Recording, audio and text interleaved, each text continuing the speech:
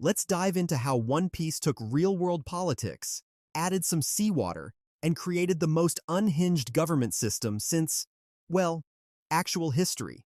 Buckle up, because this gets wilder than Luffy's family tree. First up, let's talk about the World Nobles, or as they should be called, trust fund kids with god complexes. These guys are literally walking, breathing examples of generational wealth gone wrong. Imagine being so privileged you wear bubble wrap on your head because you can't breathe the same air as poor people. That's not even a metaphor. They actually do that. At least real-world billionaires try to pretend they're relatable. Then there's the Marines, aka corporate HR but with battleships. They're out here trying to convince everyone they're the good guys while taking orders from people who literally own slaves. Their recruitment slogan might as well be, "Join the Marines where justice is whatever rich people say it is." The amount of mental gymnastics these guys do to justify their actions would win gold at the Olympics. Let's talk about the Revolutionary Army, which is basically workers' rights movement but with dragons. Dragon looked at the world, said, "Eat the rich," and actually meant it literally. Man's taking anti-establishment to levels that would make anarchists say, "Bro, maybe chill." The Cypherpol organizations are just CIA meets parkour enthusiasts.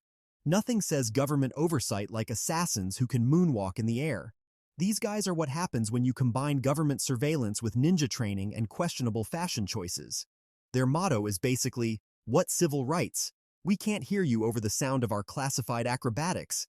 And don't even get me started on the Gorosei. 5 old guys controlling the world from their fancy chairs?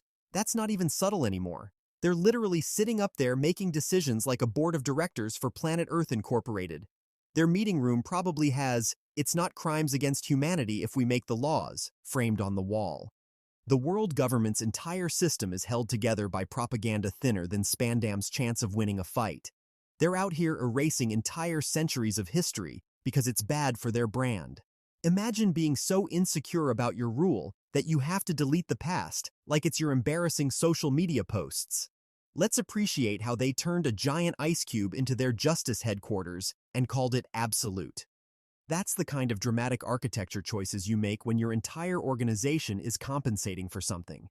Nothing says, "We're the good guys," like a building that looks like it was designed by a supervillain with a frozen water fetish. The best part?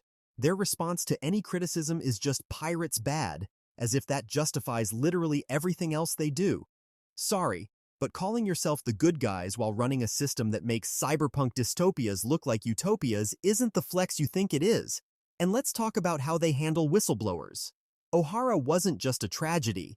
It was literally their version of destroying the Library of Alexandria because people were doing unauthorized reading. Imagine being so threatened by historians that you have to delete an entire island. That's like nuking a book club because they didn't stick to your approved reading list. Drop your thoughts on how One Piece accidentally created the most accurate political satire while trying to tell a story about a rubber boy looking for treasure. Because sometimes the real piracy was the government corruption we exposed along the way. Remember, folks, if you ever think your government is bad, at least they're not trying to justify slavery with bubble helmets. Yet.